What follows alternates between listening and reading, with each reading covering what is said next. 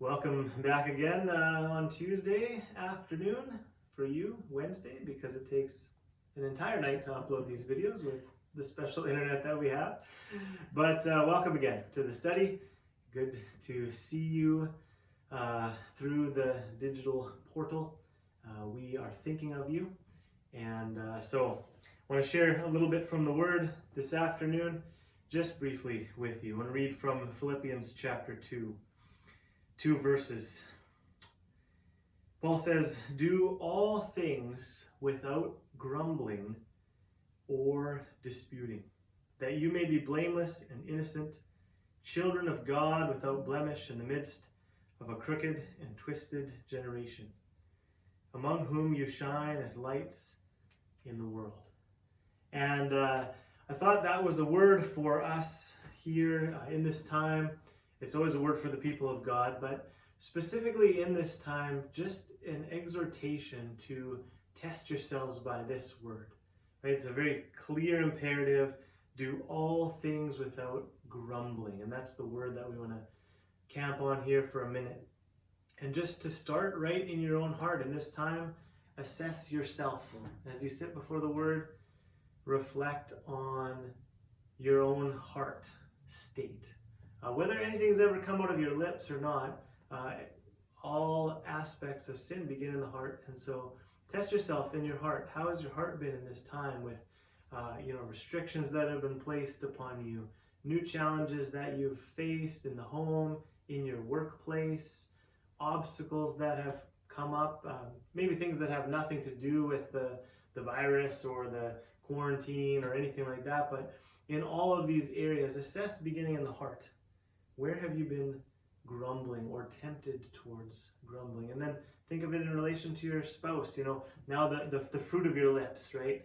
As you've talked with your spouse, is your speech characterized in this time, or maybe more so, has it been grumbling that's on your lips, or before your children, or with your family members, with friends, whatever avenue that might be coming out in the workplace, on social media?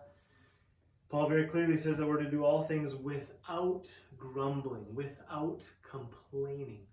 And the reason I want to draw our attention to this is because it specifically says that by putting off grumbling, by rejecting grumbling, rooting it out from our lives, that's the means by which we are blameless and innocent, children of God without blemish in the midst of a crooked and twisted generation. And then he says, among whom you shine as lights in the world. And if we're to shine as Christians in this context, in this time, then we need to be characterized not by grumbling, but by thanksgiving. And so reflect on your words, on the fruit of your mouth in this time, and then get to work by the Spirit, putting on thanksgiving in place of grumbling, for this reason, that we might be blameless and innocent in the crooked and perverse generation around us. And then Paul says that you might shine like stars. And that's a beautiful thing. So reflect by the word, and let's pursue thankfulness, not grumbling, as a people, for his glory and for our joy. Amen. Last week we had a question from Jason that we tried to answer about some song lyrics that he had been wondering about, and we had encouraged you to send in your questions. We had encouraged you to be like Jason. And this week, we had someone who wanted to be like Jason. Jenny Gerbrandt had sent us an email, and she was a lot like Jason in that she had some questions. And we'll try to answer those. So her question was, during the time of this isolation and quarantine, what are we reading, Eric and I? What are we reading during this time, and are there any books that we would recommend for you to read during this time as well? So let's start with the first one. What are you reading these days? All right, it's a great question. Yeah.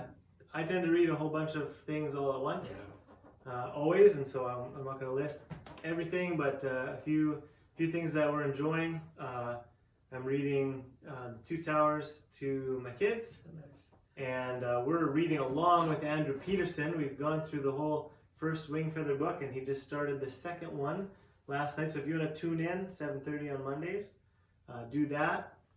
And then I'm reading a number of other books. One of them is here. So I had this was kind of prompted Jenny's question, this little stack here that we never spoke about. But I'm reading this one as well. Daddy Tried, Overcoming the Failures of Fatherhood. So those are a few of the things that I'm reading at present. Very good. Yeah, like I said, I like to have a lot on the go. Yeah, I tend to have a lot on the go as well. I just picked up the Silmarillion, the Tolkien book. It's probably one of my favorites of Tolkien. That's beside the bedside, and I read a bit there. But some of the others that I have been reading, I have here With Christ in the School of Prayer by Andrew Murray. I really love this book. I've read it a number of times. Prayer is often challenging. It can be frustrating and it can be confusing. And I find this book a real encouragement to me. So as I read through books, I try to have a book on the go, at least one that I have read in the past that I really like. So I like to have some new books, and then I'll pick something off the shelf that I've read before. And so that one is one I'm working on. I just finished Notes from the Tilt-A-Whirl by N.D. Wilson. Fantastic. Oh, it's so good. Yeah. It is so good. He has a little DVD as well, which is really good. That's kind of like the short version of this book. I'm going to recommend this book in a second. That's really good. And I've been spending a little more time in my plain song Psalter, learning Gregorian chant.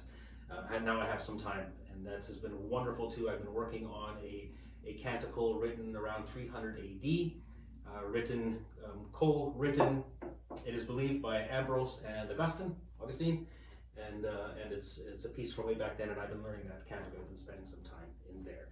And so those are the few books that I've been after, the ones that I wanted to mention. So that's what we've been reading.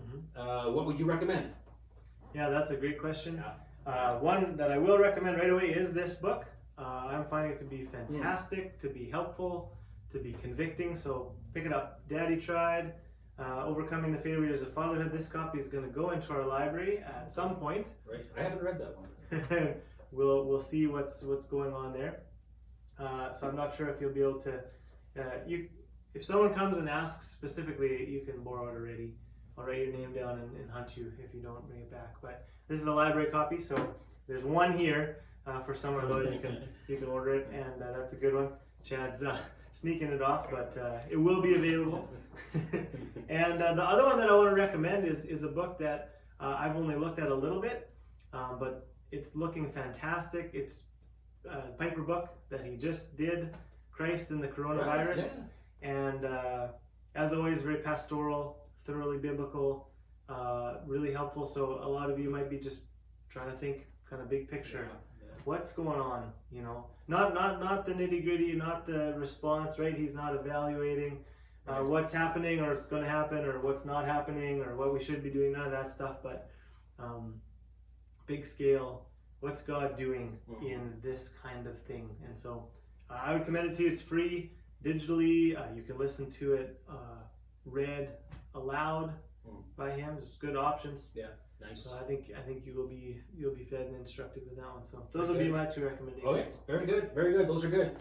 I do want to recommend Notes from the Tilt-A-Whirl by N.D. Wilson. This was just an absolute delight. I just finished it, and is it ever inspiring and encouraging? It just broadens and exalts your view of God. I found it very worshipful. This is not a textbook, right? It reads more like a journal. It's very creative. You could liken it to some of C.S. Lewis writings or Chesterton. And this one I found incredibly encouraging. If you can get that one, I think that is well worth the read. I would like to read this one again for sure. And then a classic I have here, Pilgrim's Progress.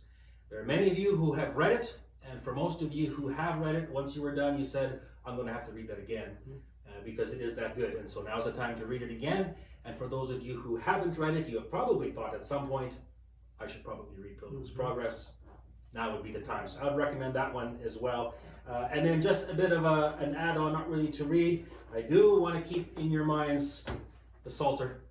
We talked about in our adult Sunday school class. You can find all of these online at psalms.seedbed.com. And you can go sing through the Psalms.